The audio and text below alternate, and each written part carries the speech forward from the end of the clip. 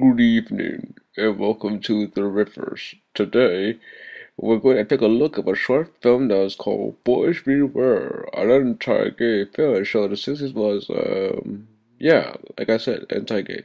Sit back and enjoy. Pussy Davis, when did the years go by? Boys beware, I got to be a pussy. Wow, I guess the cops are very paranoid about gay men. Okay, Tyler, I get two choices, up or down. Stupid title card. How do you do? Fine, how are you? You know, he walks just like Dick Tracy, but without the yellow fedora hat.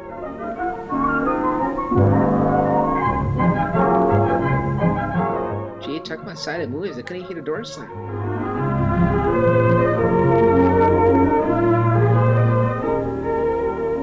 I'm Lieutenant Williams. Hi, Lieutenant Williams, how you doing? To the Juvenile Division.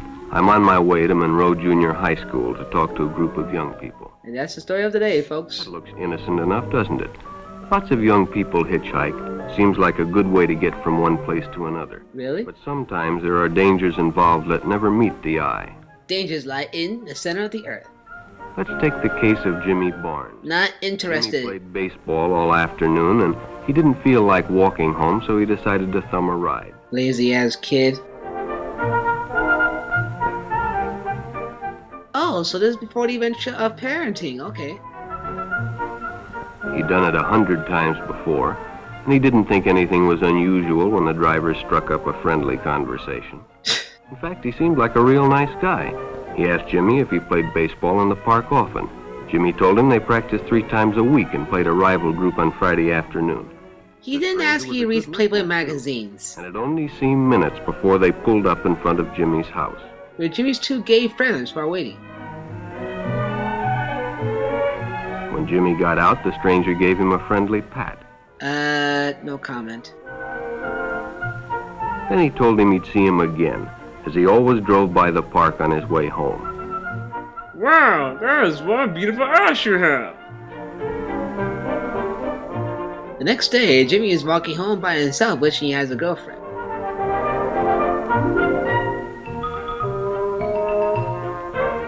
Sure enough, the following day, when Jimmy finished playing ball, well, the man was there waiting. Cool, I've never been in this crowd before. Always keep in mind that gay men like to be fabulous. 16 candles. Drive-in, and the stranger treated him to a Coke. During their conversation, he told several off-color jokes. But Jimmy had heard others before, and, well, it made him feel big to so easily win the confidence of an older person. Have you heard how the chicken crossed the road? Come on, I heard that joke before. I almost forgot that gays and pedophiles are the exact same people. The following Saturday, they went fishing together. By now, they were using first names. Ralph said it was more friendly. Thanks, Ralphie. Please, call me super gay.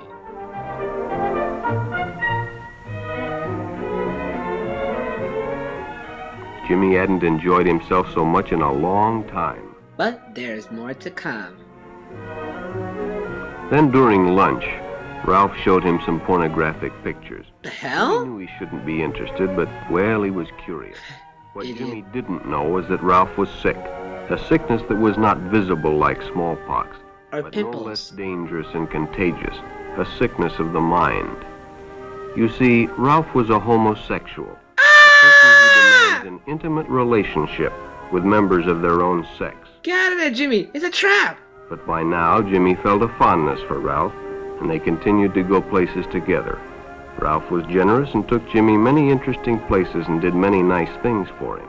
He took it to the most horrible hangouts, like the spa and High School Musical. He bought presents and even gave him money. But payments were expected in return. Oh, God. You see, Jimmy hadn't recognized Ralph's approach soon enough. When Ralph first asked Jimmy to go fishing alone, He should have discussed it with his parents or teacher. Ralph and I used the Force to turn Jimmy to the dark side. Finally, Jimmy told his parents, and they reported it to the juvenile authorities. Ralph was arrested, and Jimmy was released on probation in the custody of his parents. I'm so glad you didn't turn gay, son. But all homosexuals are not passive. Some resort to violence, as in the case of Mike Merritt. Mike Merritt? Who's Mike Merritt?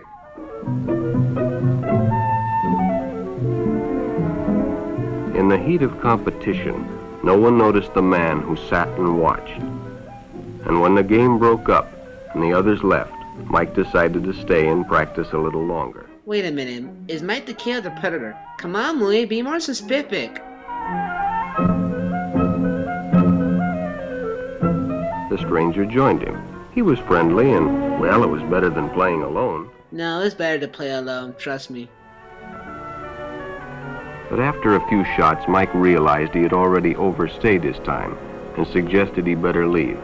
The stranger told him if he'd like to stay longer, he'd be glad to drive him home when they finished. Sounded great to Mike.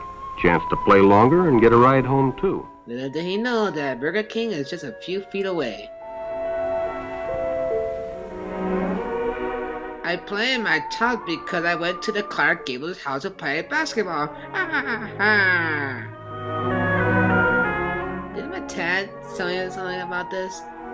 When they finished, the stranger told him he'd make a fine player someday if he got lots of practice. Despite his The scrawniness. companionship, the praise, the friendly attitude dispelled any misgivings Mike might have had about going with a stranger.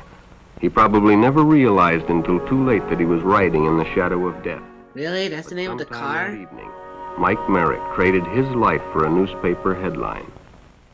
Extra, extra, read on about it. Gays and pedophiles are all the same. As Denny and Jerry got the papers ready for Jerry's afternoon You'll delivery, never catch me they only alive, casually noticed coppers! the two boys that raced by in the afternoon traffic. And they That's didn't pay casual. much attention to the car that drew up shortly afterwards until the man called them over. Have you been to a Jewish prison? Had two boys been by on bicycles? The boys nodded they had. Could they recognize them if they saw them again? Well, Denny guessed he could. Then hop in, the man said. Those are stolen bikes. You Without idiot! the car sped away. Jerry watched. He'd been told many times, if a friend got in a car with a stranger, to write down the license number. It didn't seem to apply, but, well, fortunately, he marked it down. She knew something, so he decided to watch the girls fight.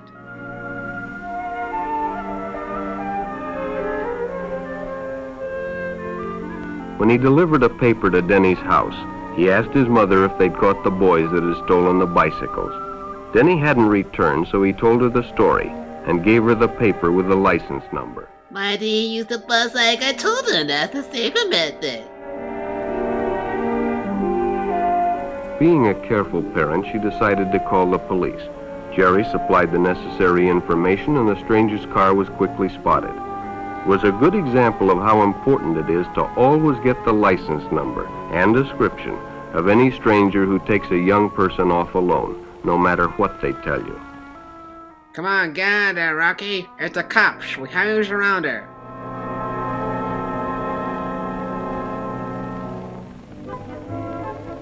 Public restrooms can often be a hangout for the homosexual. And that's how our story opens Bobby and today. his friends hadn't noticed the man who had been in the restroom when they changed. Others later suggested they take the shortcut under the pier, but the others preferred to take the more traveled way home. That was better than that kid from Twitter. Remember that gay man has musical accompaniment. I can hear your musical footsteps. When Bobby recognized the stranger as the man in the restroom, the shortcut Hey, under guys, the what pier up? didn't seem like a good idea at all. You may escape this time, but I won't get you for this. After all, it's more fun to stay with your friends anyway. Bobby had made a wise decision. It may have saved his life. Even better, kept him straight. The decision is always yours. Heaven And or your hell? future may depend on making the right one. So no matter where you meet a stranger, be careful if they are too friendly. If they try to win your confidence too quickly, and if they become overly personal. One never knows when the homosexual is about. Guys. He may appear normal, and it may be too late when you discover he is mentally ill. Damn. So keep with your group, and don't go off alone with strangers unless you have the permission of your parent or teacher. Now, if you excuse me, I had to find more hot girls to do Jersey Shore. Remember, gays are scary, and paranoia is your friend, and everything you do is stupid. Good night, everybody, and good luck. You need it.